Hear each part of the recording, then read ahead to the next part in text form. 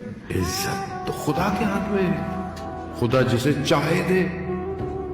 अब खुदा वो है कि खुदा अगर चाहे किसी को अता करना, हदीस है, और पूरी दुनिया उसे हासिल ना करने दे, मगर खुदा फिर भी उसे अता करता है। और अगर पूरी दुनिया किसी को कुछ देना चाहे और खुदा ना चाहे तो कोई कुछ नहीं दे सकता।